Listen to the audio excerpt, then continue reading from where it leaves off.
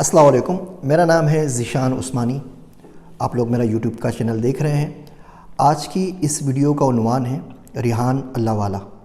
रिहान अल्लाह वाला कौन है, क्यों हैं, कहाँ से आए हैं, क्या कर रहे हैं, और इस तरह के बहुत सारे सवालात मुझे मिलते रहते हैं।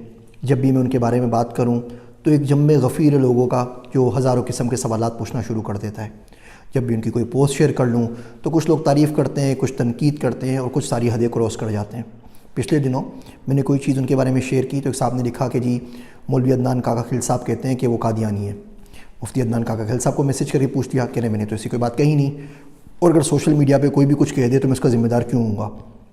हम लोग क्या करते हैं, जब हम देखते हैं कि कोई शख्स है वो आगे बढ़ रहा है तो अगर तो हम वो शख्स बन सकते हैं तो हम उसको आइडियलाइज़ करते हैं, वो हमारी इंस्पायरेशन बन जाता है कि चलो हम उस जैसे बन जाएंगे।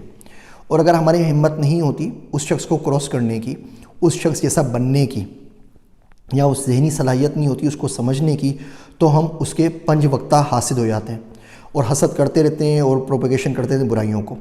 बहुत ज़्यादा इबहाम, गलत फहमियाँ, मुख्तलिफ़ चीज़ें प्रोपेगेट होती रहती हैं माशरे के अंदर, और इससे मिन हैसुल कौम हम सबको नुकसान हो रहा है। तो मैंने सोचा क्यों ना मैं अपना जो ज़ाती एक्सपीरियंस है रिहान अल्लाह वाला साहब के साथ वो आपसे शेयर कर दूं, और वो तमाम चुपते हुए सवालात जो आप सेकेंडरी टर्शरी सोर्सेज से पूछ रहे होते हैं और डायरेक्ट उनसे पूछने की हिम्मत नहीं कर पा रहे होते, वो सारे एक साथ उनको भेज दूं कि जनाब ये सवालात हैं, इनके जवाब देना चाहें तो दे दीजिए, ना देना चाहें तो ना दीजिए, वो आपका इस्तेकाक है, आपका हक़ है। तो वो 10 सवालात जो इंतहाई चुपते हुए सवालात थे, मिसाल के तौर पे क्या आप एजेंट हैं, क्या आप कभी भी नमाज का जिक्र क्यों नहीं करते, आप खाते कमाते कहाँ से हैं, आप फैमिली को टाइम कब देते हैं, ये क्या आपने सोशल मीडिया लगा रखी है कि सुबह शाम आप बैठ के ऐसी वीडियोज़ बनाते रहते हैं। इस तरह के तमाम सवालात मैंने उनको भेज दिए इस उम्मीद पे कि वो शायद मुझसे ही दोस्ती ख़त्म कर दें, अनफ्रेंड कर दें, लेकिन हमेशा की तरह उन्होंने मुझे फिर सरप्राइज़ किया और 10 के 10 सवालात के बहुत इत्मीनान से, तहम्मुल के साथ जवाबात उन्होंने वीडियोज़ के अंदर मुझे भेज दिए। इस वीडियो के साथ ही वो तमाम के तमाम जवाबात आप भी सुन लेंगे। मैं आपको अपना पर्सनल एक्सपीरियंस बता देता हूँ। रिहान अल्लाह वाला साहब को मैं 2012 से जानता हूँ, उन्हें फ़ॉलो कर रहा हूँ, लेकिन हमारी पहली मुलाकात 12 फरवरी 2016 को ही केरी नॉर्थ कैरोलिना के अंदर, ये वाशिंगटन DC आए हुए थे। बात हुई, मैंने कहा आप आ जाइए। मैं एक्सपेक्ट नहीं कर रहा था कि कोई शख्स 6 घंटे की ड्राइव करके से मुझसे मिलने के लिए आएगा, लेकिन ये आ गए। जब मैं इनसे मिला तो मुझे अंदाज़ा हुआ कि उमूमी तौर पे जो एक फ़नी सा शख्स हमें नज़र आता है, जो मजाक करते हैं, बात करते हैं, सोशल मीडिया के ऊपर होते हैं, उनमें बहुत ज़्यादा डेप्थ है और बहुत ही डीप पर्सन है। उनसे मिलके मैं बहुत ही ज़्यादा खुश हुआ। रिहान अल्लाह वाला से सबसे अच्छी चीज़ जो मैंने सीखी वो है सब्र। इस शख्स को हम पाकिस्तानियों ने इतनी गालियाँ दी हैं, इतने ताने दिए हैं, इतना तंज किया है कि आप किसी दरख्त के ऊपर करते ना तो वो सूख जाता, किसी गाय को देते ना अगर तो शायद वो बांझ हो जाती। और ये मर्द का बच्चा है, अल्लाह इनकी ज़िंदगी दराज करे, ये अपनी जगह पे साबित कदम है, ये जवाब भी नहीं देते। हर शख्स का देखें तरीका कार होता है। आप JIK में जाएँ, लम्स में जाएँ और टीचर को बोलें पढ़ाएँ तो वो आपको यही बोलेगा ना, पहले बेटा फ़ीस भरो और एडमिशन लो, भरो 40 लाख, भरो 60 लाख, उसके बाद ही आपको पढ़ाऊँगा। उसके बाद जब वही टीचर आपको मिलता है बाहर तो आप उसको सलाम भी करते हैं। वो टीचर अगर आपसे कोई काम का बोलते हैं आप खुशी खुशी काम भी करते हैं। यहाँ अगर ये किसी को बोलते हैं कि भाई मेरे कुछ दोस्तों को अपने साथ दोस्त बना लो ताकि वो तमाम चीज़ें जो मैं सिखाना चाह रहा हूँ वो इस प्रोसेस से तुम सीख जाओ, तो हम तंज करना शुरू कर देते हैं। हम बोलते हैं नहीं, पहले आप हमसे दोस्त बनाएं फिर आपसे बात करेंगे। टीचरों की नाकदरी जितनी हमारे माशरे के अंदर है, दुनिया में शायद ही कहीं देखने को आपको मिले। बहरहाल जो चीज़ मैंने रिहान अल्लाह वाला से सीखी वो है सब्र, वो है तहम्मुल, वो है गरम और सीख पानी हो जाना, लोगों की बात आराम से सुन लेना, उनको माजूर समझ के उनके हाल पे रहम खाना और उनको सिखाना। जो आपको ताना दे रहा है आपने उसको भी सिखाना है, जो आपको गालियाँ दे रहा है आपने उसको भी सिखाना है, उसकी भी बेहतरी करनी है। ये बहुत मुश्किल स्किल है जो मैं दुआ करूँगा कि अल्लाह मुझे भी दे दे, अगर मरने से पहले मुझे मिल जाए तो मैं बहुत खुश नसीब हूँगा। मैं एक छोटा सा एक्सपेरिमेंट भी रन किया था। मैंने फेसबुक की एक एड चलाई कंपेन $100 की अपनी किताब के लिए, और रिहान भाई को बोली आप शेयर कर लें। सारी की सारी कंपेन के बाद मैंने फेसबुक पर डिटेल्स शेयर की थी इसकी।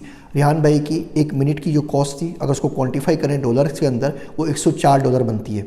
यानी अगर आप 30 मिनट का उनसे स्काइप सेशन ले लेते हैं उसकी वर्थ कम से कम 4.5 लाख रुपये, बिल्कुल प्योर दुनियावी हिसाब से अगर आप बात करें नंबर्स के अंदर। तो रिहान अल्लाह वाला से मैंने सब्र सीखा। रिहान अल्लाह वाला ने मुझे अल-नाफ़े से कनेक्ट कराया, जहाँ पे अब मेरा कोर्स है missing semester, AI, blockchain, data science. मुझे नहीं लगता था ज़िंदगी में कभी भी मैं ऑनलाइन पढ़ा सकता हूँ या मैं इस काबिल हूँ। रिहान भाई मुझे पुश करते रहे और फैसल भाई से कनेक्ट करा के अल-नाफ़े पे लेकर आ गए। मुझे नहीं लगता था ज़िंदगी में मैं कभी भी इतनी हिम्मत कर पाऊँगा कि मैं कैमरे के सामने आऊँ और बोलता रहूँ और यूट्यूब पे चैनल लॉन्च करूँ। रिहान भाई पीछे पड़े रहे, जिन की तरह पीछे लग जाते हैं, बार बार याद दिलाते रहे दिलाते रहे दिलाते रहे, और अब मैं यूट्यूब पे आपसे मुखातिब हूँ। अब वो पीछे लगे हुए हैं मुझे सियासत में आने के लिए, शायद उनके चक्कर में कभी ना कभी ज़िंदगी में सियासत में भी आई जाऊँ, जिसके लिए मैं भी कसम खा सकता हूँ कि मुझे नहीं आना। बहरहाल बाकी दो चीज़ों के बारे में भी ये कहा करता था। तो आप रिहान अल्लाहवाला साहब को फॉलो कीजिए, कोई एतराज़ात हों उनसे पूछ लीजिए, सुनी सुनाई बातों पे ना आए। मैं आपसे सिर्फ दो सवाल पूछता हूँ, आप मुझे ये बताइए, क्या आज तक किसी भी आप में से शख्स को रिहान अल्लाहवाला ने कोई नुकसान पहुँचाया है? क्या आपसे पैसे मांगे कि भाई मेरा पैसे दे दो, मेरे बच्चे की जॉब करवा दो, मेरा फ़ला काम कर दो? ये शख्स आपका काम करता है, अपना काम आपसे नहीं करवाता। मुझसे तो अभी ये 9 साल का साथ हो गया, आज तक रिहान भाई की कोई ईमेल, कोई मैसेज नहीं आया कि यार मेरा कोई काम कर दो। हमेशा मैंने उनको बोला कि रिहान भाई इससे कनेक्ट करा दो, शॉन वेब से कनेक्ट करा दो, फैसल भाई से कनेक्ट करा दो, इससे कनेक्ट करा दो, उससे कनेक्ट करवा दो। लैपटॉप अगर दे रहे हैं तो अपनी जेब से दे रहे हैं ना, हलाल से या हराम से, आपसे तो पैसे नहीं ले रहे, आपको क्या परेशानी है? मुझे अच्छी तरह याद है जब रिहान भाई मेरे घर पे आ रहे थे केरी नॉर्थ कैरोलिना के अंदर, तो मेरे बच्चों ने मुझसे पूछा कि डेट कौन आ रहा है घर पे? तो मैंने उनको बोला कि डिजिटल एधी आ रहा है। कहने क्या मतलब? मैं कहा जो काम अब्दुल सत्तार एधी हमारे माशरे में करते हैं, गिरे पड़े मज़लूम बेसहारा लोगों को उठाते हैं, मदद करते हैं, बिल्कुल एग्जैक्टली यही काम रिहान भाई डिजिटल दुनिया के अंदर करते हैं। तो मेरी तरफ से तो ये डिजिटल एधी हैं, इनके सवालों के जवाब सुन लीजिए। उम्मीद करता हूँ तंज़ बराए तंज़, जुगतबाजी, लोगों की बुराइयाँ करना और हसद से आप लोग बाज आएंगे। अमर बिल मारूफ़ और नही अनिल मुनकर हम सबको करना चाहिए। मैंने एक चीज़ देखी जो सही नहीं थी, बिला वजह एक बंदे को हम पीछे जा रहे थे, तो सोचा अगर मेरी बात से एक शख्स के ऊपर भी असर पड़ जाए तो मैं समझूंगा कि कम से कम जो एहसानात रिहान भाई के मेरे ऊपर हैं, मैंने उसका हक़ कहीं ना कहीं किसी तौर पे अदा कर दिया। मेरी बातें सुनने का शुक्रिया। आप ये सवालात ज़रूर सुनिए जवाबात के साथ। मैं हूँ आप सबका ज़ीशान उस्मानी। अस्सलाम वालेकुम ज़ीशान उस्मानी भाई, आपका बहुत बहुत शुक्रिया, आपने इतने प्यारे प्यारे सवाल किए। मैं एक एक करके तमाम सवालों के जवाब देने की कोशिश करता हूँ अपनी बेस्ट एबिलिटी के हिसाब से। आपका पहला सवाल है कि मैं हर वक्त फ़ेसबुक पे लाइव होता हूँ, तो मैं फैमिली को टाइम कब देता हूँ, वर्क लाइफ बैलेंस कैसे करता हूँ, किड्स वाइफ और नमाज को टाइम कैसे देता हूँ। आज मुझे किसी ने जो सुलेमान हैं, बादशाह सुलेमान जिन्होंने इस्तांबुल कॉन्कर किया, उन्होंने एक उनका बात सुनाई कि हमें लोगों से वो सवाल करने चाहिए जिनके बारे में वो रिस्पॉन्सिबल हैं, और ऐसे सवाल जिनके बारे में वो रिस्पॉन्सिबल नहीं हैं वो सवाल नहीं करने चाहिए। मिसाल के तौर पे आपको मैं खाने के लिए कुछ ला के दे सकता हूँ, आपकी मैं मदद कर सकता हूँ, मैं आपके किसी काम आ सकता हूँ, और नमाज रोज़ा हज ज़कात का ताल्लुक़ अल्लाह से है, लोगों से नहीं है। तो मैं नहीं समझता कि ये सवाल लोगों को करना चाहिए। लेकिन नमाज के लिए आधा घंटा लगता है पूरे दिन में, मैं फ़ेसबुक पे लाइव तो नहीं कर सकता वो सबके सामने। और फ़ेसबुक में अक्सर ट्रैवल कर रहा होता हूँ और बच्चा कोई ना कोई मेरे साथ होता है या बीवी साथ होती है, तो ट्रैवल साथ ही करता हूँ फैमिली के। और अकेले हो सकता है उनको फ़ील हो रहा हो, लोगों को जो देखते हैं फ़ेसबुक के बीवी बच्चे साथ नहीं नज़र आ रहे, तो बीवी बच्चे पसंद नहीं करते सामने आना, और इसलिए मैं उनको सामने नहीं लाता। रह गया सवाल कि टाइम कब देते हैं लोग। 10 घंटे रोज़ काम करते हैं, मैं 10 घंटे रोज़ जो ये काम है, जो मैं लोगों को कनेक्शन का काम करता हूँ, मिलवाने का काम करता हूँ, वीडियो बनाने का काम करता हूँ, ये मेरा फुल टाइम जॉब है। इसकी मुझे तनख्वाह नहीं मिलती, मैं अपने आप को ख़ुद तनख्वाह देता हूँ इस काम की, क्योंकि मैं एक रिटायर्ड आदमी हूँ। 10 साल पहले मैंने अपने आप से वादा किया था कि मैं पाकिस्तान से गुर्बत ख़त्म करने के लिए काम करूँगा। अब मैं ये काम फुल टाइम करता हूँ, यही मेरी जॉब है। आमदनी जो है मेरी आती रहती है, इसलिए मुझे इतनी ज़्यादा उसकी फ़िक्र नहीं होती, वो वैसे भी अल्लाह की ज़िम्मेदारी है।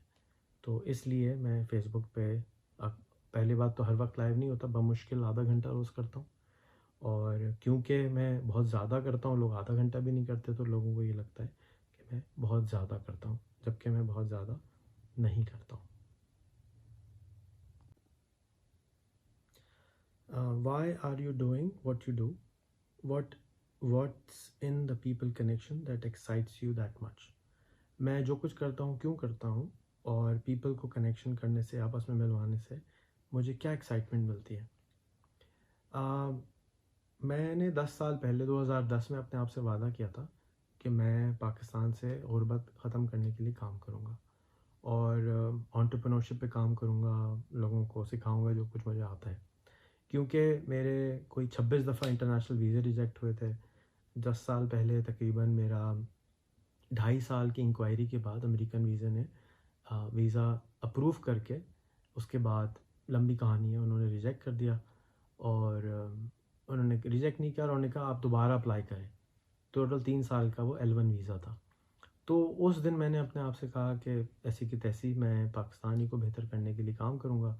और उसके बाद से आहिस्ता आहिस्ता मैंने अपना जो बिज़नेस था उसको ख़त्म कर दिया अपने पास से, अपनी ज़िम्मेदारियों से, और उसको ऑटो पायलट पे डाल दिया और अपने आप को डेडिकेट कर दिया इस काम के लिए जो मैं आपको नज़र आता हूँ करते हुए। मैं दूसरों को भी दावत दूंगा कि वो भी इसमें शामिल हों, क्योंकि मैं अकेले पाकिस्तान को गुर्बत से नहीं निकाल सकता, बल्कि मैंने तो दुनिया से गुर्बत करने के लिए, ख़त्म करने के लिए काम करता हूँ, वो भी मैं नहीं कर सकता। तो फिर मैं लोगों को कनेक्ट कराता हूँ। ऐसा कोई भी इंसान मुझे मिलता है जिसके अंदर मुझे ताकत नज़र आती है, पोटेंशियल नज़र आता है।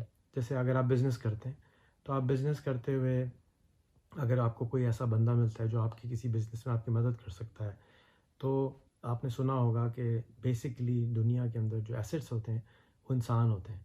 और अगर आपके जो इंसान अगर आपको अच्छा मिल जाए तो फिर आपकी कोशिश होनी चाहिए कि आप उसके साथ काम करें। बिल्कुल इसी तरीके से मैं भी जब किसी से मिलता हूँ, कोई ऐसा इंसान होता है जो बड़ा काम करना चाहता है या कर सकता है, तो मैं उसको बनाने की कोशिश करता हूँ, उसको उभारने की कोशिश करता हूँ, उसको सामने लाने की कोशिश करता हूँ, उसको ऐसे लोगों से जोड़ने की कोशिश करता हूँ जिसकी वजह से उसका पोटेंशियल जो है वो 10 गुना, 100 गुना, 1000 गुना, लाख गुना, करोड़ गुना बड़ा हो जाए। और जब वो बड़ा होगा तो उसका जो इम्पैक्ट क्रिएट होगा वो चारों तरफ पे जो उसके लोग हैं उन पे इम्पैक्ट क्रिएट हो जाएगा। तो मैं अकेला गुर्बत का ख़ात्मा नहीं कर सकता, लेकिन अगर मेरे साथ 1000 ऐसे रेहान अल्लाह वाला हों या ऐसे 1000 इंसान हों जैसे ज़ीशान उस्मानी है, जो अपना इल्म दूसरों को बांट रहे हैं, उससे इम्पैक्ट ज़्यादा हो जाएगा और मेरा काम आसान हो जाएगा। तो मुझे जो तरीका नज़र आया, हमें अगर अपना स्वॉट एनालिसिस करें, तो मेरे स्वॉट एनालिसिस के अंदर मेरी जो स्ट्रेंथ थी वो मैं ये बना चुका था कि मैं सोशल मीडिया को समझता था, वीडियोस को मैंने बनाना शुरू कर चुका था। तो मैंने सोचा कि मैं वो चीज़ें लोगों को बांटूं जो मुझे आती हैं। और मेरी आगे जितने भी लोगों को दावत होती है वो यही होती है कि आपको जो कुछ आता है वो आप दूसरों को सिखा दें और कुछ ना करें। अगर आपको जो कुछ आता है आप सोशल मीडिया पे, यूट्यूब पे, फेसबुक पे, लिंक्डइन पे, ट्विटर पे डाल देंगे, तो उसकी वजह से हज़ारों लाखों लोगों को आपकी वजह से फ़ायदा होगा। और जब हज़ारों लाखों लोगों को उर्दू बोलने वालों की वजह से फ़ायदा होगा, तो उर्दू में पाकिस्तानी हैं, हिंदुस्तानी हैं, इंडियंस हैं, पाकिस्तानी हैं, वो जो कंटेंट अंग्रेज़ी में आ रहा है जो कि उनको समझ में नहीं आता, वो अपनी ज़बान वालों से सुनकर गुर्बत से अपने आप को निकाल सकेंगे। सबको तो नहीं निकाल सकते हम, लेकिन जितनों को निकाल सकेंगे वो हम निकाल सकेंगे। यही वजह है कि मेरी दावत होती है कि लोग अपना कंटेंट को इंटरनेट पे डालें। तो मुझे लोगों से मिलने के एक्साइटमेंट से ज़्यादा ये मेरी ड्यूटी है, मेरा काम है। उस जरसूमे की तरह जो ज़मीन के अंदर होता है, उसमें बीज डाला जाता है तो वो उसमें से एक रिएक्शन क्रिएट करती है कायनात, और वो जो बीज है उसमें से एक पौधा निकलना शुरू हो जाता है। तो मैं भी उसी तरह का काम करता हूँ कि मुझे जब कोई बीज मिलता है जिससे बड़ा घना तनदार दरख्त बन सकता हो, तो मैं उसको बनाने की पूरी भरपूर कोशिश करता हूँ। और यही वजह है कि मैं लोगों को जोड़ता हूँ, क्योंकि लोगों के जुड़ने से, हम ख्याल लोगों के होने से ऑटोमेटिकली चीज़ें होना शुरू हो जाती हैं। मिसाल के तौर पे बीज, खाद, पानी, मिट्टी को जब आप इकट्ठा करते हैं तो एक रिएक्शन होता है और पौधा निकलना शुरू हो जाता है। बिल्कुल इसी तरीके से जब आप 5 अच्छे इंसानों को इकट्ठा करते हैं जो कि अपना अपना काम करते हैं, लेकिन मिलकर एक दरख्त निकलना शुरू होता है। इसलिए मैं ये सारे काम जोड़ने का करता हूँ।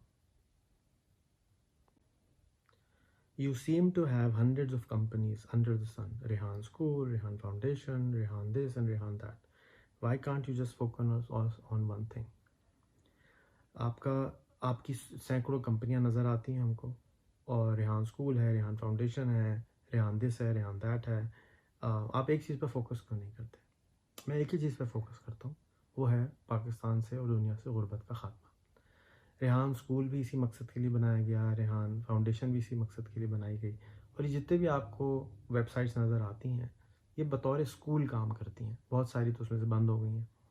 ये आज से 10 साल पहले जब मैंने फ़ैसला किया कि मैं करना चाहता हूँ, तो मुझको अंडर द सन जो भी काम नज़र आता था, जो $100 से शुरू हो सकता हो, $300 की आमदनी दे सकता हो, वो मैंने शुरू कर दिया कि मैं उसको सीखूँगा। लोगों की टीमें बनाई और उनको सीखेंगे और सीख के लोगों को सिखाएँगे।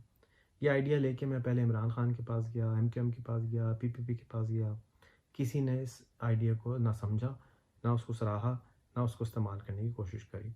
तो मैंने कहा ठीक है, ना करें, मैं खुद ही कर लेता हूँ। तो मैंने रेहान फाउंडेशन बनाई और ये काम करना शुरू कर दिया। फिर एक दिन मैं अपने स्कूल के एक बच्चों के प्रोग्राम में गया। वहाँ पर मैंने रियलाइज़ किया कि जो कुछ स्कूल में पढ़ाते हैं वो गड़बड़ है। तो मैंने सोचा कि मैं एक रेहान स्कूल भी शुरू कर देता हूँ, तो मैंने रेहान स्कूल भी शुरू कर दी। फिर जब मैंने लोगों को ट्रेनिंग करना शुरू करी, सिखाने की बातें करने की एम्प्लॉय को, तो वहाँ प्रॉब्लम आई। तो मैंने सोचा कि रेहान ट्रेनिंग भी बना देनी चाहिए। ये कंपनीज़ नहीं हैं, ये वेबसाइट्स हैं, ये डोमेन्स हैं। मेरी कोई सैकड़ों कंपनी नहीं है, मेरी कुछ 2-4 कंपनियाँ हैं। उसके अंडर ये डोमेन्स हैं, जिसके अंदर ये चीज़ें बनाई जाती हैं, जो कि रेहान फाउंडेशन पैसे देती है। और रेहान फाउंडेशन किसी से डोनेशन नहीं लेती, अपने ही पैसों से मैं ये चलाता हूँ।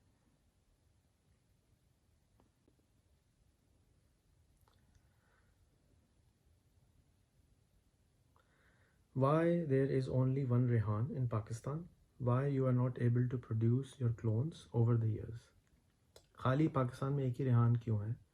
आप अपने क्लोन बनाने में कामयाब क्यों नहीं हुए? क्लोन तो बनाने में कामयाब नहीं हुआ। मैं 6 बच्चे पैदा किए और 6 बच्चे भी मेरे जैसे नहीं हैं। मैंने आज तक ज़िंदगी में कोई इंसान ऐसा नहीं देखा जो 100% अपने बाप की कॉपी हो या अपने उस्ताद की कॉपी हो। कोई भी 100% किसी की कॉपी हो नहीं सकता। सर्कमस्टांसेस फ़र्क होते हैं। तो मैंने ये बात रियलाइज़ कर ली कुछ साल पहले। इस साल मैंने कोर्स बनाया है कि आप अपने आप को क्लोन कैसे कर सकते हैं, कॉपी कैसे कर सकते हैं। तो मेरी फ़िलॉसफ़ी ये है, मेरा फ़लसफ़ा ये है कि आप 100% किसी को क्लोन नहीं बना सकते अपना, लेकिन 10%, 20%, 30% क्लोन बना सकते हैं। उन लोगों को क्लोन बना सकते हैं जो आपसे वो चीज़ें सीखना चाहते हैं, वो 10%, 20%, 30% जो आप सीखना चाहते हैं। तो जैसे मैंने कहा कि मेरे 6 बच्चे हैं, तो मेरे जो 6 बच्चे हैं उनमें से सब में 10-20% रेहान अल्लाह वाला आपको झलकता हुआ नज़र आएगा। इसके अलावा मेरे सैकड़ों बच्चे हैं, शायद लाखों ना हों लेकिन सैकड़ों हैं, शागिर्द हैं, बच्चे हैं, दोस्त हैं, जो कि वो सारे काम करते हैं जिनको मैं प्रीच करता था, जो मैं सिखाना चाहता था। 100% कोई भी रेहान अल्लाह वाला ना है, ना बन सकेगा, क्योंकि मेरे सर्कमस्टेंसेस फ़र्क थे, मेरा पैशन फ़र्क है, मेरे ख्वाहिशात फ़र्क हैं, मेरे डिज़ायर फ़र्क है, मेरे सोचने का अंदाज़ फ़र्क है, मुझे खाने वाला पसंद है, हर चीज़ इम्पैक्ट करती है। तो 100% तो कोई किसी की कॉपी हो नहीं सकता। अगर आप बायोलॉजिकल क्लोन भी बनाएंगे और वो जब बड़ा होगा, जैसे कि बच्चे होते हैं, वो भी फ़र्क होंगे। लेकिन मैंने ये जब देखा कि मैं 100% क्लोन नहीं बना सकता, तो मैंने वो सारे प्रोसेसेस जो रेहान अल्लाह वाला है उसको तोड़ दिया, उसके टुकड़े किए और उसके अंदर से जो जो एबिलिटीज़ मुझे आती थी वो मैंने सेपरेट कोर्सेज़ बना के इंटरनेट पे डाल दिए। अब जिसको मार्केटिंग सीखनी है वो मार्केटिंग सीख ले, जिसको प्रॉब्लम सॉल्वर सीखनी है प्रॉब्लम सॉल्वर सीख ले, जिसको वीडियो बनाना सीखनी हो वीडियो बनाना सीख ले, जिसको क्लोनिंग करना सीखनी हो क्लोनिंग सीख ले। जो भी मेरे वैल्यूज़ हैं, जो वैल्यू मिक्स होकर रेहान अल्लाह वाला बनते हैं, वो मैंने सिखाना शुरू कर दिया। अब इसको बड़े स्केल पे करने की मल्टीपल टाइम कोशिश की जा चुकी है मेरी जानिब से, और मैंने लोग भी हायर करे, टीमें हायर करी, पैसे दे के, बग़ैर पैसे दे के, इंस्पायर करके, मोटिवेट करके, सब करके देख लिया। 100% मुझे बनाना नहीं आता। आपको आता है तो मुझे ज़रूर सिखाइए कि कैसे 100% कॉपी बनाई जा सकती है। बहरहाल कनेक्शन का काम करना एक और शोबा है। कनेक्शन के ऊपर भी कोर्स मौजूद है कि क्यों करें, कैसे करें, किस तरह से करें। तो अब उस प्रोसेस को जिसके अंदर मैं अमल कर रहा हूँ, उसको मैंने एक पॉलिटिकल पार्टी का स्ट्रक्चर देके उसमें मैं वही काम करने की कोशिश कर रहा हूँ कि जो जो चीज़ें कनेक्शन का मैं करता हूँ, उसके अंदर वो कोर्सेज सारे ज़बरदस्ती हम करवा लें कि भाई अगर आपको हमारे पार्टी में शामिल होना है, हमारी टीम में शामिल होना है, तो ये कोर्सेज़ कर लें। उससे वो 20-30% रेहान अल्लाह वाला बन जाएंगे। तो 100% रेहान अल्लाह वाला नहीं बन सकते। लेकिन अगर 1000 लोग मेरे 10% रेहान अल्लाह वाला कॉपी कर लेते हैं, तो 100 रेहान अल्लाह वाला तैयार हो जाएंगे, जो कि बहुत सारे हो चुके हैं। इस वक्त सैकड़ों लोग यूट्यूब पे वीडियोस बना रहे हैं, सोशल मीडिया पे वीडियोस बना रहे हैं। बहुत सारे लोग जितने भी वीडियो बना रहे हैं वो क्रेडिट देते हैं मुझको कि आपकी वजह से हम ये बना रहे हैं, क्योंकि जो पहला स्टेप होता है वो मुश्किल होता है। तो मैंने जैसे बताया कि मैं बीच से निकालने की कोशिश करता हूँ इंसान को, और ये इनकी मेहरबानी है जो सीखने वाले हैं कि वो मुझे थोड़ा बहुत क्रेडिट देते हैं कि आपको देख के हमने बनाना शुरू किया। ये अल्लाह ने काम लेना था तो मैंने जल्दी करना शुरू कर दिया। मेरे अंदर कोई ख़ास बात नहीं है, बस मैंने जो चीज़ देखी वो करना शुरू कर दी। यही दावत मैं सबको देता हूँ कि आप जो चीज़ देखें सही लगे वो करना शुरू कर दें। मेरा पीएचडी है फ़ेल होने में और एक्शन लेने में। अब मैं किसी काम को करते हुए डरता नहीं हूँ, घबराता नहीं हूँ, परेशान नहीं होता, सोचता नहीं हूँ। मैं सोचता हूँ कि लोग शायरी लिखते हैं, किताबों में मर जाते हैं, वो किताबें ज़ाया हो जाती हैं। इंटरनेट पे लिखो भाई, कोई आइडिया होता है इंटरनेट पे लिखो, वेबसाइट बना दो, प्रोडक्ट लॉन्च कर दो, ज़्यादा से ज़्यादा क्या होगा, फेल हो जाओगे। 100 में से 90 स्टार्टअप वैसे ही फेल हो जाते हैं। तो अगर आप 100 स्टार्टअप खुद ही कर लें तो आपके 10 स्टार्टअप ऑटोमेटिकली कामयाब हो जाएंगे। तो इसमें डरने की, शर्माने की क्या बात है। मुझे तो शर्म अब नहीं आती नया बिज़नेस शुरू करते हुए, नया काम शुरू करते हुए, और कोई भी ऐसा ख्याल जो मुझे समझता हूँ कि अच्छा लगता है तो मैं पहले बताता रहता हूँ। जब कोई कान नहीं धरता तो मैं शुरू कर देता हूँ। क्यों शुरू कर देता हूँ? जाके शायद वो उसको देख के करना शुरू कर दें। तो मेरा फ़ोकस एक ही चीज़ पे है, वो है गुर्बत का ख़ात्मा। अब ये क्योंकि गोल बहुत बड़ा नज़र आता है अजीब-सी चीज़, तो अल्लाह की मेहरबानी है कि एसडीजी गोल नंबर 1 इसी काम के ऊपर है कि यूनाइटेड नेशन को भी 5 साल पहले ख़्याल आया ये काम करना चाहिए, बिल गेट्स को भी ख़्याल आया करना चाहिए। तो अब मैं अकेला नहीं हूँ, हज़ारों लोग शामिल हैं इस गोल में। तो मेरा अब जो गोल है वो यही है कि एसडीजी गोल नंबर 1 पे फ़ोकस्ड है और मैं उसी के लिए काम करता हूँ। अगर कोई समझता है कि मैं बहुत सारे काम करता हूँ तो वो मुझे समझा नहीं है, और उनसे भी मेरी दरख्वास्त है कि आपकी तरह मुझे सवाल लिख के भेजें, जाके मैं उनको अपनी तईं समझाने की कोशिश करूँ। वैसे 2-2.5 हज़ार वीडियोज़ यूट्यूब पे हैं, उनको देख लें, शायद समझ में आ जाए, नहीं आए तो फिर सवाल ज़रूर भेजिएगा। शुक्रिया। मेरा पासपोर्ट कौन सा है? विच पासपोर्ट डू आई कैरी? मेरे पास एक ही पासपोर्ट है, उसका नाम है पाकिस्तान, एक मुल्क है, उसका मैं पासपोर्ट कैरी करता हूँ। उसके अलावा मेरे पास कोई पासपोर्ट नहीं है। एक इंटरनेशनल सिटीज़न का पासपोर्ट होता है, उस पे आप कहीं सफ़र नहीं कर सकते। वो एक डमी किस्म का पासपोर्ट है जो मेरे पास मौजूद है। मैं उनको इनकरेज करता हूँ कि वर्ल्ड पासपोर्ट होना चाहिए दुनिया के अंदर। जब अल्लाह ताला कुरान में कह रहा है कि ये सारी जहान तुम्हारे लिए बनाया है, हम उसमें जा ही नहीं सकते। यूनाइटेड नेशंस का एक जो कॉन्स्टिट्यूशन है वो कह रहा है कि इंसान को आज़ादी कहीं भी जा सकता है, वो भी नहीं जा सकता। लेकिन पाकिस्तानी पासपोर्ट पर आपके लिए सफ़र बहुत मुश्किल होता है, काफ़ी अंग्रेज़ी वाला सफ़र करना पड़ता है उर्दू वाले सफ़र करने के लिए। बहरहाल मेरे पास एक ही पासपोर्ट है जो कि पाकिस्तानी है। Why are you against education? मैं एजुकेशन के ख़िलाफ़ क्यों हूँ? ये किसी ने आपको मुबालगा हुआ है या कोई गलत फहमी हुई है। मैं एजुकेशन के बिल्कुल भी ख़िलाफ़ नहीं हूँ। मुझे कोई प्रॉब्लम नहीं है कि कोई मास्टर्स करे, डिग्री हासिल करे या ना करे, ये उसकी ज़ाती प्रॉब्लम है, हासिल करे या ना करे। दुनिया में एजुकेशन हासिल करने के मुख्तलिफ़ तरीक़े हैं। इमाम गज़ाली के पीछे इमाम इमाम गज़ाली ख़ुद बल्कि जो हैं वो किसी घोड़े के ऊपर उस्ताद के पीछे पीछे भाग रहे होते थे कि कुछ सीख लें। तो मैं भी इस तरह की एजुकेशन मैंने सारी ज़िंदगी हासिल की है कि मैं मुख्तलिफ़ असातिज़ा के पीछे भागा हूँ, लोगों के पीछे भागा हूँ कि मुझे कुछ उनसे सीखने को मिल जाए, मैं उनसे कुछ हासिल कर सकूँ। अल्लाह का शुक्र है आज के ज़माने में यूट्यूब है तो अब इतना भागना दौड़ना नहीं पड़ता। हर चीज़ यूट्यूब पे निकल आती है, तो आप अपने आप को सेल्फ़ एजुकेट कर सकते हैं बहुत जल्दी। जहाँ तक रह गया इंस्टीट्यूशनल एजुकेशन की, तो मैं उसके बिल्कुल भी ख़िलाफ़ नहीं हूँ। हाँ, मेरे जो अपने बच्चे हैं मैं उनको मना करता हूँ कि तुम ज़्यादा कॉलेज, स्कूल, यूनिवर्सिटी के चक्कर में ना पड़ो। प्रैक्टिकल काम बताओ, क्या करना चाहते हो ज़िंदगी में, मकसद क्या है, और उस मकसद को हासिल करने के लिए काम करो। मिसाल के तौर पे अगर मेरा बच्चा स्विमर बनना चाहे, क्रिकेटर बनना चाहे, तो मैं किसी स्कूल में नहीं भेजूँगा, बल्कि उसको कहूँगा प्रैक्टिस करो। इसी तरह कोई एंटरप्रेन्योर बनना चाहे तो मैं कहूँगा प्रैक्टिस करो। डॉक्टर बनना चाहूँगा तो कहूँगा डॉक्टर की शागिर्दी करो।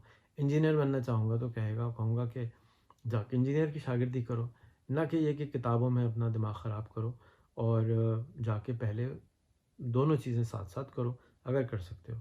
लेकिन मैं प्रैक्टिकल नॉलेज को ज़्यादा वैल्यू देता हूँ। एजुकेशन को कभी भी मैं के ख़िलाफ़ नहीं हूँ, ये गलत सवाल है, ये गलत सवाल तो नहीं है, गलत फहमी है। मैं एजुकेशन के बिल्कुल भी ख़राब नहीं हूँ। डिग्रियों से मुझे कोई इश्क नहीं है, ना ही, लेकिन मुझे कोई उनसे नफ़रत भी नहीं है जो डिग्री के लिए हासिल करना चाहे। मेरी बड़ी बेटी बैचलर्स कर रही है एंटरप्रेन्योरशिप के अंदर, मुझे कोई प्रॉब्लम नहीं है। मेरा बड़ा बेटे ने मैट्रिक भी नहीं किया, ओ लेवल भी नहीं किया, मुझे कोई प्रॉब्लम नहीं है। सेकंड नंबर के बेटे ने भी ओ लेवल नहीं किया, मैट्रिक नहीं किया, उससे भी कोई एतराज़ नहीं है। लेकिन जो तीनों बच्चे बड़े हैं, उन तीनों को मैं हार्वर्ड ले जाके प्रोग्राम करा चुका हूँ। जो दूसरे नंबर पे बच्चा है वो जापान जाके मेंटरशिप कर चुका है, शागिर्दी कर चुका है एंटरप्रेन्योरशिप के ऊपर अकेले। तो मैं समझता हूँ कि हर इंसान एक जैसा नहीं होता, हर एक के लिए एक तरीका सही नहीं होता। जो वालिदैन और लोग समझते हैं कि वो स्कूलों में, कॉलेजों में, यूनिवर्सिटी में भेजें, बच्चों को ज़रूर भेजें। मैं ये ज़रूर समझता हूँ कि एजुकेशन को डिसरप्ट होना चाहिए। एजुकेशन जो है पोस्ट इंटरनेट ज़माने के लिए नहीं बनी हुई आज तक, पोस्ट यूट्यूब के लिए नहीं बनी आज तक। उसको रीडिज़ाइन, रीस्ट्रक्चर करने की डेफिनेटली ज़रूरत है। ये मैं ज़रूर कहता हूँ और मैं इसका कायल हूँ और इसका बिलीव करता हूँ। और नई किस्म की यूनिवर्सिटी आएंगी, नए किस्म के कॉलेज आएंगे, नए किस्म के सिस्टम आएंगे। अगर आज से 2 साल पहले मैंने ये बोला होता कि पीएचडी करने के लिए मास्टर की डिग्री नहीं चाहिए, तो शायद आप कहते कि आप ख़िलाफ़ हैं। लेकिन आज हायर एजुकेशन कमीशन ख़ुद कहता है कि बैचलर के बाद भाई पीएचडी कर लो। तो अब आप कहें कि वो एजुकेशन के ख़िलाफ़ हैं, तो ये ज़्यादती होगी। शुक्रिया। Who is your mentor or sheikh who can correct your course if you are going south or talking something that's not true or correct or jaiz? आपका मेंटर कौन है, शेख कौन है? Who can correct the course, जो आपका रास्ता ठीक कर दे अगर आप गलत जा रहे हो। मैं मुफ्ती नहीं हूँ, आलिम नहीं हूँ, आलिम दीन नहीं हूँ, दीन की टीचिंग नहीं करता हूँ। तो जब मैं दीन की टीचिंग नहीं करता हूँ तो मैं किसी आलिम के पास नॉर्मली नहीं जाता हूँ। फिर भी मेरे पास 2 अदद मुफ्ती हज़रात हैं जो कि मेरे साथ काम करते हैं, मेरे दोस्त हैं, मेरे अज़ीज़ हैं, मेरे टीचर हैं। वो हर चीज़ पे मेरी नज़र रखते हैं और मैं गाहे बगाहे, वक्तन फ़वक्तन डिफ़रेंट तबक़ों के, डिफ़रेंट मज़ाहिब के और डिफ़रेंट फ़िरक़ों के लोगों से मशवरा करता रहता हूँ कि मैं ये कर रहा हूँ, आपको कोई एतराज़ तो नहीं है, आपको कोई गलत तो नहीं लग रहा, मुझे गाइड करते रहिए। तो गाहे बगाहे डिपेंड करता है कि क्या कर रहा हूँ, क्योंकि जैसे कि आपको मालूम है बहुत सारी चीज़ें के अंदर हाथ डाला हुआ होता है। तो उसके सब्जेक्ट के स्पेशलिस्ट से ज़रूर पूछता हूँ, मशवरा करता हूँ और यही मेरा सीखने का तरीका है कि मैं लोगों से पूछता हूँ, मशवरा करता हूँ, सब्जेक्ट स्पेशलिस्ट से मशवरा करता हूँ कि मैं सही कर रहा हूँ या गलत कर रहा हूँ। अगर दीनी कोई काम मामला होता है तो मैं दीनी जो मुफ्ती हज़रात हैं उनसे ज़रूर मशवरा करता हूँ कि भाई ये मैं कुछ गड़बड़ कर रहा हूँ तो मुझे गाइड कर दें। वो अपने तहीं पे मुझे गाइड करते रहते हैं। शुक्रिया। How do you summarize your skills that made you who you are and that has helped you achieve what you have? List them down. आप कैसे समराइज़ करेंगे स्किल्स को कि आप कौन हैं, आपको क्या आता है और आपकी ज़िंदगी में उन्होंने मदद करी, लिस्ट बना दें। तो ये लिस्ट वाला जो काम है ना, ये पढ़े लिखे लोग करते हैं, मैं जाहिल आदमियों में शामिल होता हूँ। और अगर मैं लिस्ट विस्ट बना सकता होता तो मैं भी पीएचडी ज़रूर करता। तो लिस्ट तो मैंने नहीं बनाई, लेकिन 4-5 चीज़ें हैं मोटी मोटी जिसमें मैं अच्छा हूँ, मैं आपको ज़रूर बता देता हूँ। मैंने बड़ी मुश्किल से ज़िंदगी में बोलना सीखा है। आज से 10 साल पहले मुझे बोलना नहीं आता था, मुझे सलाम करना भी सही तरह नहीं आता था, मुझे लोगों से सवाल करना भी नहीं आता था, मुझे जवाब देना भी नहीं आता था। मेरा जो दिल है वो टक टक टक टक टक शुरू कर देता था बात करते वक्त। मुझे ज़ाज़ा से लेके फ़ातिमा सुरैया बजिया के साथ मैंने वक्त गुजारा। रोज़ाना हफ्ते में 3 दफ़ा मैं उनके साथ जब बैठता था, उनके पास जाके बैठ जाता था, तो वहाँ से मुझे सवाल करना, आदाब आए, सलाम करना आया। मुझे तो ये भी नहीं आता था। ऐसा नहीं है कि किसी ने सिखाने की कोशिश नहीं करी, लेकिन मैं एक बहुत ही ख़राब स्टूडेंट हूँ। मोहब्बत का भूखा हूँ शायद, और किसी ने मोहब्बत से ज़्यादा सिखाया नहीं। दूसरी मेरी जो टीचर है वो सुज़ैन बोवेन है। उसने मुझे बहुत सिखाया, उसने मुझे कॉन्फिडेंस सिखाया, उसने मुझे बात करने की तरग़ीब दी, लोगों की आँखों में आँखें डालने का बताया कि क्यों डाली जाती हैं। ये वो चीज़ें हैं जो कि मैंने सीख ली और अब मैं यही आगे सिखाता हूँ, क्योंकि मैं समझता हूँ कि इल्म हासिल किया जा सकता है किताबों के ज़रिए और वीडियोस के ज़रिए, ऑडियो बुक्स के ज़रिए, लेकिन कॉन्फिडेंस ऑडियो बुक से और किताबों से हासिल नहीं होता। कॉन्फिडेंस के लिए प्रैक्टिस करना होती है, एक्सपीरियंस करना होता है। तो मैं समझता हूँ कि मेरे अंदर जो अब एक्सपर्टीज़ है वो है फ़ेल होने का डर ख़त्म कर दिया मैंने अपने अंदर से कि मैं फ़ेल हो जाऊँगा। ज़्यादा से ज़्यादा क्या होगा, 2 लोग बातें कर लेंगे, कर लें। नया काम करने के अंदर मेरा कॉन्फिडेंस है, मैं नया काम शुरू कर सकता हूँ। बड़े से बड़ा काम हो, मुझे कोई डर नहीं लगता कि ये $1 बिलियन का काम है, गज़िलियन डॉलर का काम है, चाँद पे जाने का काम है। मुझे कोई फ़ियर नहीं है कि मैं ये काम कर नहीं सकता। मुझे इसलिए फ़ियर नहीं है क्योंकि ज़्यादा से ज़्यादा क्या होगा, नहीं होगा, फ़ेल हो जाऊँगा मैं, नो प्रॉब्लम। इसलिए मुझे डर नहीं लगता इस चीज़ का। मैं समझता हूँ क्योंकि मैंने बहुत किताबें नहीं पढ़ी ज़िंदगी में, बल्कि शायद मुश्किल से ही कोई किताब पढ़ी होगी। सुनी थोड़ी बहुत है, 10-15 शायद सुनी हो। तो मेरी वोकैबुलरी जो है, अल्फाज मोटे-मोटे मैं इस्तेमाल नहीं करता। तो मैं बात को समझ के 10 लोगों से आसान अल्फाज में बयान कर सकता हूँ। एक स्किल मेरे अंदर ये भी है। और मुझे कैमरे से डर नहीं लगता, ये भी मेरी स्किल में शामिल है, अगर आप स्किल समझना चाहें तो। बस यही स्किल है मेरी कि मैं सुनता गौर से हूँ।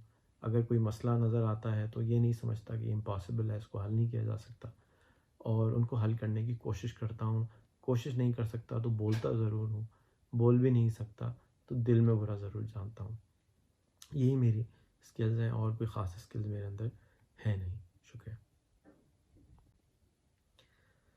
अगर आप पाकिस्तान के प्राइम मिनिस्टर होते तो क्या करते? सब लोग बातें करते हैं, सॉल्यूशन कोई नहीं देता। मेरी 1 घंटे की, 25 मिनट की और 15 मिनट की वीडियो मौजूद है यूट्यूब पे कि अगर मैं पाकिस्तान का प्राइम मिनिस्टर होता तो क्या करता। उसमें कुछ 10 आइटम है जो मैंने शेयर किए हैं। मैं आपको मोटी मोटी चीज़ें उसमें से बता देता हूँ, लेकिन मैं आपको हाईली रेकमेंड करूँगा कि ये वीडियोस आप ज़रूर देखें यूट्यूब पे, अगर आप वाकई पाकिस्तान के प्राइम मिनिस्टर बन जाएं या बने हुए हों या उनके लिए काम करते हों, तो उनके कान में भी ये बात डाल दें। मैंने एक नई पॉलिटिकल पार्टी बनाई है इसी काम के लिए कि हम पॉलिटिकल अवेयरनेस को बढ़ाएं, और हम डिजिटाइजेशन पे फोकस करना चाहते हैं एज अ पार्टी। मैं क्या करता, मैं सबसे पहले आने के 100 डेज़ के अंदर अंदर मेक श्योर करता कि हम इतना ज़्यादा शोर शराबा करें, हमको बिलियन रुपए खर्च करना पड़े, बिलियन डॉलर खर्च करना पड़े। जिस तरीके से हमने कोविड की कैंपेन चलाई है, जिस तरह से हम सिगरेट और डेंगू की कैंपेन चलाते हैं, उसी तरह से मैं यूट्यूब और गूगल की कैंपेन चलाता। कि पाकिस्तान के अंदर कोई भी इंसान किसी से कुछ पूछने से पहले, किसी से कुछ समझने से पहले यूट्यूब से और गूगल से ज़रूर सवाल करे। अगर उसको पढ़ना लिखना नहीं आता तो वो बोल कर सवाल करे।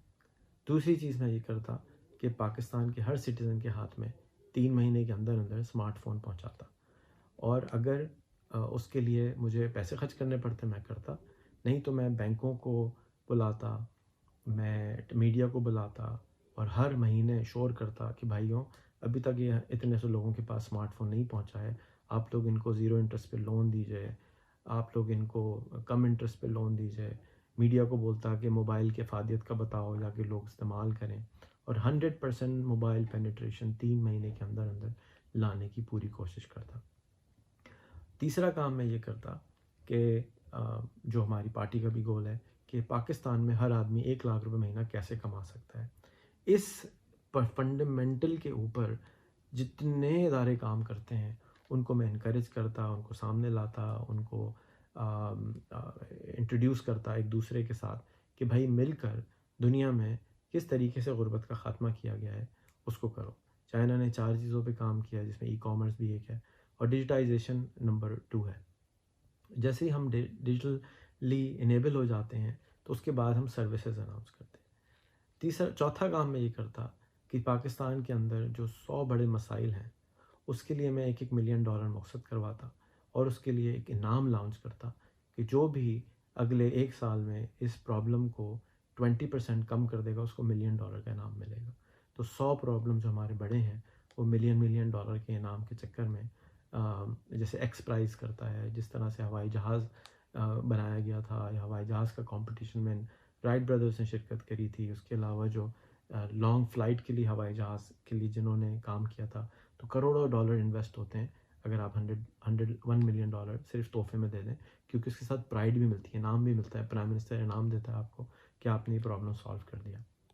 तो मैं ये प्राइज़ अनाउंस करता कि $1 मिलियन इनाम मिलेगा। याद रखें कि नोबेल अवार्ड जो है वो भी $1 मिलियन का होता है, और सिर्फ उस $1 मिलियन के पीछे दुनिया पागलों की तरह लगी रहती है कि नोबेल अवार्ड मिल जाए किसी तरह, क्योंकि इसके साथ एक स्टेटस भी आता है, सिर्फ पैसे नहीं होते। और पांचवा काम ये करता कि जितने भी हमारे गोल्स हैं वो अलाइन किए जाते हैं कि हम G10 में शामिल हों 10 साल के अंदर अंदर। जितना भी एक्टिविटी हम क्रिएट कर सकें इकोनॉमिक एम्पावरमेंट के लिए, क्योंकि जब इंसान भूखा होता है, हमें गरीब मुल्क है ना, हमारी आमदनी $100 महीने से कम है एज अ कंट्री पर पर्सन। तो जब तक हम अमीर मुल्कों की सफ़ में शामिल नहीं होंगे, हमें इज़्ज़त कोई नहीं देगा। G10 में हम शामिल होंगे तो हमें इज़्ज़त मिलेगी, हमारे पासपोर्ट को इज़्ज़त मिलेगी। मैं बहुत धुतकारा हुआ हूँ अपने पासपोर्ट की वजह से, बेइज्जती करवाई है बहुत सारे पासपोर्ट की वजह से। देखा है पाकिस्तानी भाइयों को मुख्तलिफ़ कैंपों में जाके किस तरीके से वो बॉर्डर क्रॉस करके जाते हैं दूसरे मुल्कों में भिखारी बन के कि किसी तरह से हम पैसे कमा लें। तो मुझे बड़ी तकलीफ़ होती है देख के। मैं चाहता हूँ कि उन पाकिस्तानियों को ये तकलीफ़ ना हो, सिर्फ मुझे नहीं बल्कि और किसी पाकिस्तानी को वो झेलना ना पड़े।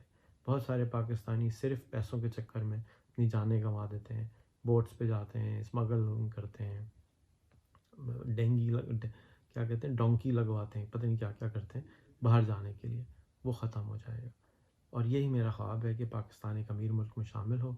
कैसे होगा ये मेरा काम नहीं है, ये दिमागों को इकट्ठा कमरे में बिठाना मेरा काम है, जोड़ना मेरा काम है। ऐसे लोगों को जो आपस में बात ना करते हों, आपस में बात करवाना मेरा काम है। क्योंकि यही काम होता है एक लीडर का कि वो मज़ीद लीडर पैदा करता है।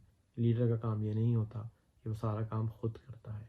जितने भी बड़े CEO आपको आज नज़र आएंगे, उनका रोल मोस्टली PR आपको नज़र आएगा, ना कि ये नज़र आएगा कि वो सारे काम बैठ के कर रहे हैं। वो काम चीफ ऑपरेटिंग ऑफिसर का होता है। उसके लिए हमारे मुल्क में बहुत बड़ी ब्यूरोक्रेसी है, सेक्रेटेरिएट्स हैं, इदारे मौजूद हैं। पाकिस्तान में तकरीबन हर चीज़ का इदारा मौजूद है, हमें मालूम नहीं है कि वो क्या कराएंगे। तो आप हमारा insan.pk पे जाके देखें कि हमने क्या लिखा हुआ है कि हमारी मिनिस्ट्री क्या करेगी, हमारे तरीके क्या करेंगे। हमारे मिनिस्टर्स जो हमने शैडो मिनिस्टर्स बनाए हैं, उन तक को हमने अलाउ नहीं करा हुआ कि अगर वो कुछ भी काम करते हैं तो पब्लिकली ना करें। जो पब्लिक मीटिंग है उसको पब्लिकली करना चाहिए। हर MNA को, हर MPA को पब्लिकली आके बताना चाहिए एक हफ्ते में कि करा क्या आपने, हमें बताइए, आवाम के साथ रब्ता कीजिए। ये जो जादू की हमारे पास मशीन है, इसको भरपूर तरीके से आप इस्तेमाल करेंगे तो बतौर प्राइम मिनिस्टर हो या कोई भी हो, हम अपने मुल्क को इस मुश्किल से, जिस भी मुश्किल में हो, हम निकाल सकते हैं। चाहे वो कोविड का मसला हो, चाहे वो एजुकेशन का मसला हो, चाहे वो हेल्थ का मसला हो। जब तक हम डिजिटल लिटरेसी 100% नहीं करेंगे, हमारे लिए बहुत मुश्किल होगा कि हम आगे जा सकें। तो यही मेरे काम होंगे 5 साल के लिए। तो मेरे ख्याल में अगर मैं ये भी कर लूँ तो बहुत बड़ी बात होगी। और यही रिक्वेस्ट मेरी सिटिंग प्राइम मिनिस्टर को भी होगी, वो भी समझते हैं। लेकिन मैं ये समझता हूँ कि पाकिस्तान में अभी भी लोग ये बातें तो करते हैं, लेकिन उनको अंदाज़ा नहीं है कि उनकी ज़िंदगी, उनका काम कितना आसान हो सकता है सिर्फ़ एक उनकी जेब में मोबाइल फ़ोन पहुंचने की वजह से।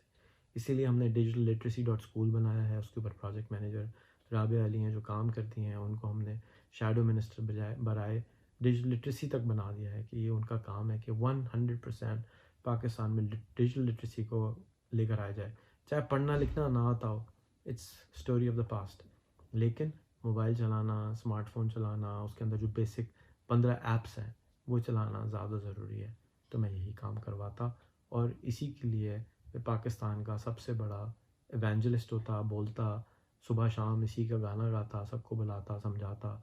मैं समझता हूँ कि हमारे प्राइम मिनिस्टर का काम भी अब काम कराने से ज़्यादा मोटिवेट करना है, इंस्पायर करना है, समझाना है, और वो बहुत अच्छा काम भी कर रहे हैं।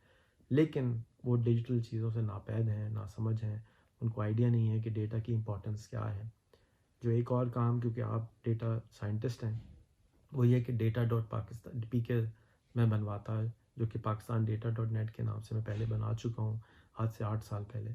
और पाकिस्तान का जितना पब्लिक डेटा है उसको पब्लिकली अवेलेबल करवाता, ताकि जितने भी हमारे यूथ हैं, डेवलपर्स हैं, वो उस डेटा को इस्तेमाल करके ऐप्स बनाते, सर्विसेज बनाते, जिसके ज़रिए पाकिस्तान की शक्ल, हालत, इकॉनमी, एग्रीकल्चर, हर चीज़ बेहतर होना शुरू हो जाती।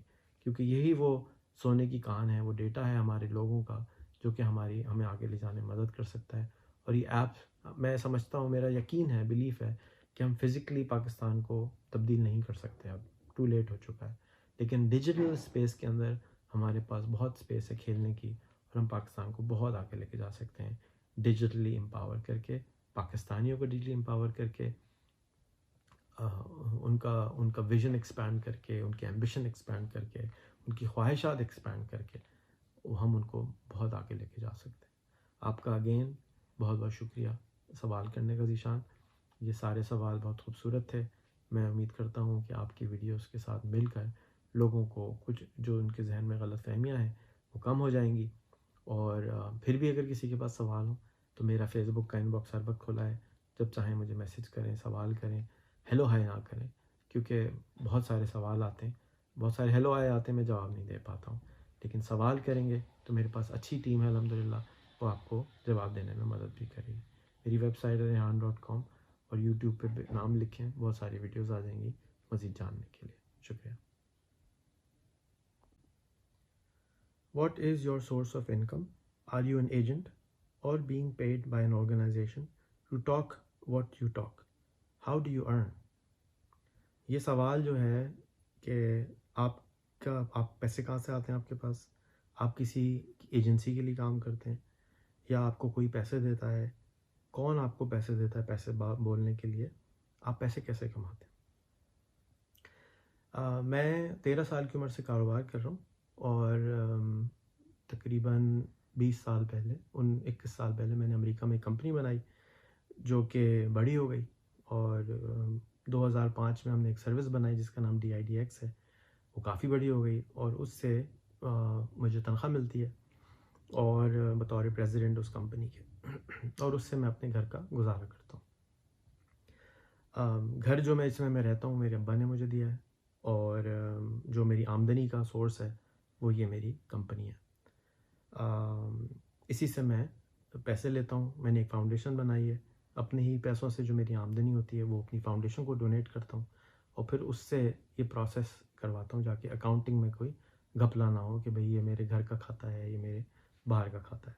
बीवी बच्चों के लिए मैं उनको तनख्वाह देता हूँ और वो अपना गुजारा उस तनख्वाह से करते हैं। ये है मेरी आमदनी का सोर्स। मैं किसी एजेंसी के लिए काम नहीं करता। आज तक कभी किसी एजेंसी ने मुझे कांटेक्ट नहीं किया। आज तक किसी एजेंसी ने मुझे हायर करने के लिए रिक्वेस्ट नहीं करी। मैं अपने आप को पैसे देता हूँ ये सारा काम करने के लिए, उस मिशन को अकम्प्लिश करने के लिए जो मैंने अपने आप को असाइन किया है। तनख्वाह भी मैं अपने आप को देता हूँ। ये मेरा आमदनी का गुजारा है तरीका।